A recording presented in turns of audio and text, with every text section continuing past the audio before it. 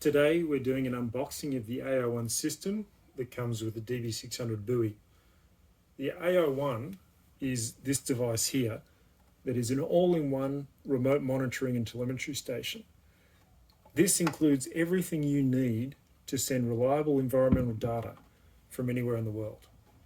Now the version we're looking at here today is the version that suits the DB600, which is the YSI buoy mounting platform. So this is intended for buoy deployment. There's another version of the Ai1 that is designed for pole-mounted locations, which has its own guided introduction. So if your Ai1 isn't this canister style design, then you may have the pole-mounted version. So have a look at the pole-mounted guided introduction. Now, this model here is the 27-watt model. So the 27-watt model has 3 permanently attached solar panels arranged in a triangle that is our most rugged design. So this design is the smallest, the most compact, and provides more paneling, but arranged in a vertical orientation that doesn't maximize the output, but provides the most strength. We also have a version that is an 18-watt version that looks like this. And so this comes with a set of solar panels that we have to mount onto the brackets using the included components. So one thing I wanted to highlight was that this guided introduction is a visual guide, but if you need any more detailed instructions at any point, there are QR codes used extensively on all the packages included and including on the device itself. So we'll have a look. There's an example of the QR code included on the Ai1. QR codes provide quick access to relevant information. If you use your smartphone, you scan the code and you open the relevant resource, they are everywhere. On each of the packets included with the Ai1, we have QR codes included on the packaging. On the box itself, we include QR codes. So this QR code will take you to the full manual. If you scan that code, you'll get the full manual that has detail on every version of the Ai1, all its operation, including fault finding, debugging, and things like that. If you want the simpler guide, if you scan this code, this provides access to the Quick Start guide, which shows you how to use the DB600 and the Ai1 together to give you a complete environmental monitoring platform. Okay, so really get comfortable with QR codes because they are used everywhere. Now, when you unbox the system, what you should be doing first up is doing a visual inspection. Make sure that all the parts are here and that there's no visible damage. And a key step is to give the system a little shake and make sure there's no loose parts. So if you can hear any rattling parts or any things that roll around, something may have come loose during shipping. So you need to find that, and it's easiest to identify those problems now. Okay, so really do a good visual inspection first up and just make sure that there's no shipping damage. All right, so what's included in the box? So the box has the details of the station on the front.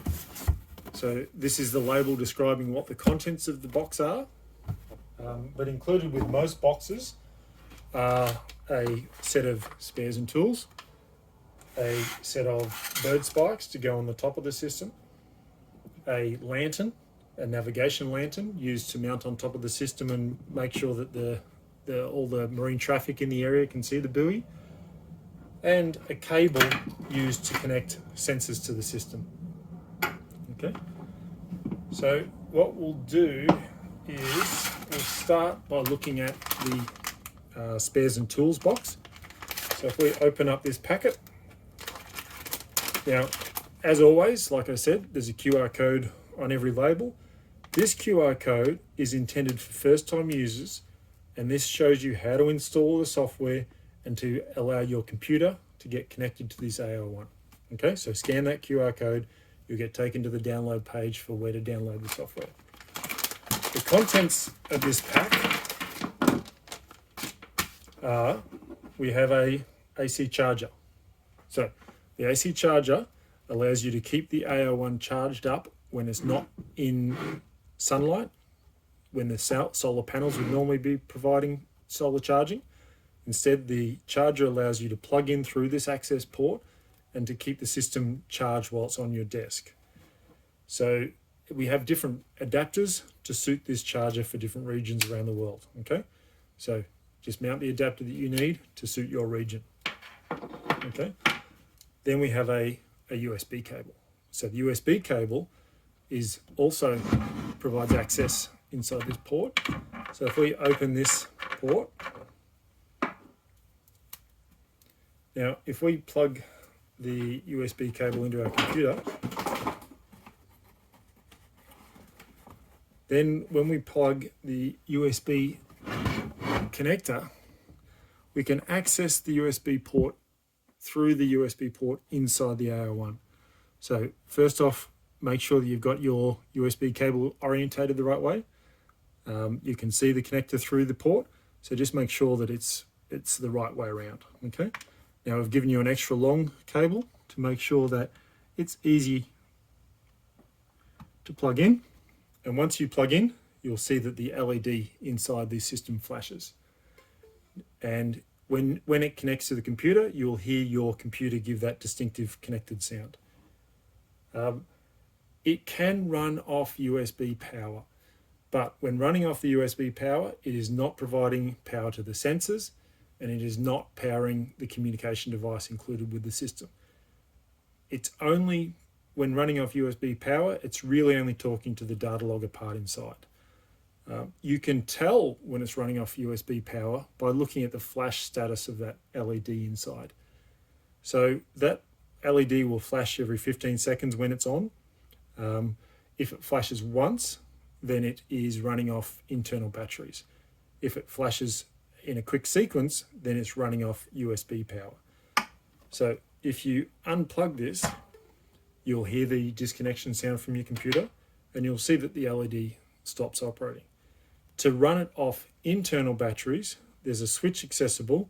Just reach through and flick that switch, and then you'll see that LED operating, and the LED will then flash only once every 15 seconds. Okay. Now, with the switch, make sure that if you're running off internal batteries only, that you don't leave this running for several days while it's sitting on your desk, or the batteries may start to become discharged. Okay, the system is designed to be charged from the solar panels when it's in the field. It will operate for many days when there is no solar charging, but there's no point letting it intentionally go flat when it's just sitting on your desk. So if you are going to be sitting with the Ai1 in your office for some time, use the charger that comes with it, and the charger can be accessed through the port. Now, the charger has a light. It is green when it is charged and plugged in. So if we were to have this plugged in, that green light would indicate that it's fully charged. When it's flat and being charged, that light will change to red. Okay, so red means this charger's charging it, green means it's fully charged, or it can also mean that it's just running off the battery because I haven't got this plugged in. Okay, but the LED sequence is explained on the label. Okay, so when it's on your desk, make sure that you've got it charging. Okay, so again, when you plug it in, when you actually make that connection, just listen for your computer to hear that sound to indicate that it is connected. Okay, and so that is the system connected. Now, this port is used to make sure that that port, when it's in the field, is waterproof. The Ai1 uses a lithium iron phosphate battery, which has a midpoint voltage of 12.8 volts. The normal range of that battery is from around 13.2 volts down to about 12.4 volts. the Ai1 has some battery saving features that it will progressively implement as the voltage reduces. So if there's periods where there's not enough sunshine coming into the solar panels and the battery starts to get discharged, progressively the Ai1 will try and save power. So first off, it will turn the internal modem off during nighttime, and if it keeps getting discharged, it will turn the communications off until the battery is recharged. It will also slow down the sensor measurements. So when the battery reduces down to around 12.7 volts, it will slow down the sensor measurements to be about 1/3 of how frequently they are. And if the battery becomes really discharged, then it will stop the sensor being measured down to around 1/6 of what it was being measured normally. So if your station is not communicating, it's probably an indication that the battery is going flat, perhaps due to long periods of overcast conditions or because of damage to the solar panels. So watch the long-term trends of battery voltage to check that the system is working correctly. The spares also include a spare desiccant pack. So the desiccant is pre-fitted in the factory. Normally the desiccant is a deep blue colour. The job of the desiccant is to absorb any moisture that's inside the canister to keep the electronics dry. As the desiccant absorbs moisture, it progressively turns from deep blue through to a lighter blue, then purple, and eventually pink. The Ai1 internal electronics also measures humidity, so you can use that to check the conditions remotely, and the humidity relates to the colour of the desiccant.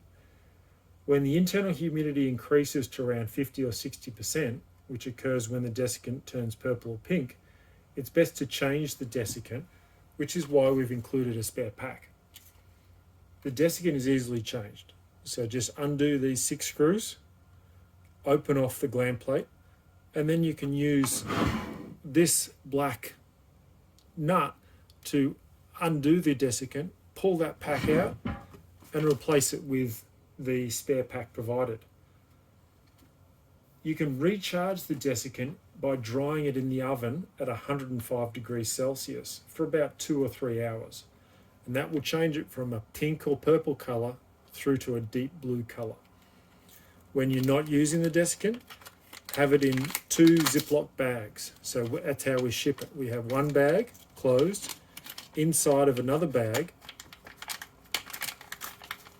to prevent it absorbing atmospheric moisture. Okay, so that's the role of the desiccant. Also included in the pack is a small 3 amp fuse. So the fuse is located through the access port next to the USB port. So this port provides access to the USB port, the charging port, the switch, and the fuse, all of which can be accessed through there, including the ability to put your multimeter on the 2 points of that fuse and check that it's still intact. Okay, but again, to change the fuse, we've included a spare, and you need to remove the gland plate to be able to get access to it. Now, when we supply the Ai1, we pre-wire it to suit the sensors that you've specified at the time of the order. So in this case, and most commonly, we supply it to suit a YSI EXO sonde. In that case, we provide a 1 meter field cable that you remove the dust cover plug, and then you plug in one end of the cable into there with a sheath to tighten it, and similarly you get your EXO sonde and you plug the connector into there with a sheath to tighten it, and then once that's plugged in, you will see the sonde powered up. Okay, now if we were to turn off the switch, or if the internal battery was to go low, the power would be disconnected. Okay, now this is the EXO sonde version. when we use a DCS, which is under a Doppler current sensor, this is a similar connector, but a 4-pin connector. So it will have a bulkhead connector to suit as well. Okay, so if you've got the connectors, your Ai1 is pre-wired to suit the instruments you've ordered at the time of placing the order. So most of these sensors, generally, we use a microcircular impulse connector with a bulkhead connector. And that choice is to suit the widest variety of instruments used in the environmental monitoring field. However, we also can supply the system with a M12 connector, such as this one here, that can be used to suit sensors which do not have bulkhead connectors, and we supply a field wireable connector that can be used to connect into that bulkhead. Okay, so you can wire this connector onto a sensor that doesn't have a molded cable, that just has a flying lead cable, and still give you the access to easily connect sensors onto your Ai1. So again, the type of connector you get depends on the sensors that you've specified at the time of order.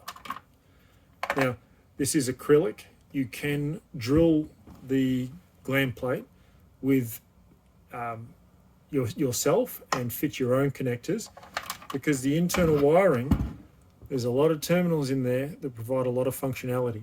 And so you can, the data logger used inside can measure almost any sensor you can think of. It's got a wide variety of analog and digital inputs available, as well as switch power to control power to the sensors. Okay, so you can pre-wire your own connectors, you can drill bulkhead connectors onto the gland plate, or if you specify at the time of the order, we can do it for you. Now, when you receive your system, you must test that the Ai1 is measuring the sensor correctly. The Ai1 is supplied with a starter program that suits most common situations, but you may need this customized. So you do your testing on your desktop first, and then you can make sure that the measurements that you're expecting are being recorded by the Ai1. The program is open source. You can edit it yourself, or you can send us an email and we'll edit it for you. Once you've modified your program, you can just use the USB connection to load it locally, or if using a cellular system, we can load it through the cellular connection. You should also test the uploading to your data destination, which is typically Eagle.io or Hydrosphere. And you need to make sure that your full data set is coming through on the interval that you expect it. Like I said, we supply a starter program, but you may want more frequent measurements, you may want derived calculations. So you check those things to make sure that it's as you want, and if it's not as you want, send us an email and we can change it. So when we supply the Ai1, it's either supplied with a local SIM card, or we can supply it with a global SIM card that will work on most cellular networks. So what you want to do is you want to check your label on your box and check the SIM card option and see if the box has been ticked, indicating that it already has a SIM card fitted. If it doesn't have a SIM card fitted, refer to the servicing section in the manual, and then you'll see how to do the installation yourself. If you use a global SIM card, it may take a while to connect to the best local network, and the manual indicates the steps to look at if you have any connection issues. So look at the global SIM section to see what you need to check to see if the SIM card's connected. So at this stage, it's best to let the system run for a day and check that everything is correct, and then make the final site preparations. So at this point, we can disconnect the sensor, and we can mount the top plate from the instrument tube. So look in the other boxes supplied with your system, find the long instrument tube box, and remove this plate from the top of the instrument tube. Now, the Ai1 supply is shipped with a set of 3 bolts with a washer and a nut to suit this plate. Okay, the 18 watt panel is supplied with 4 bolts. The 27 watt is supplied with 3 bolts. So when you're using the 18 watt version, you use these 4 holes. When you're using the 18 watt version, you use these 3 holes. Okay. Now there is a trick with the 18 watt version, with the 27 watt version. So it's quite difficult to access the bolt from the underside. So what you use is a long handled 4mm Allen key. Place the bolt on the end of the Allen key and then guide it into position like so, and then place the washer and then place the nut and use a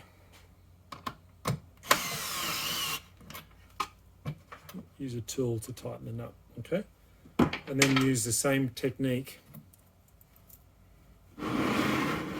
to fit the other remaining screws. So the long-handled Allen key is what makes it possible to install that screw. If you don't have a long-handled Allen key, it's going to be very difficult. Okay, so do that for all 3 screws.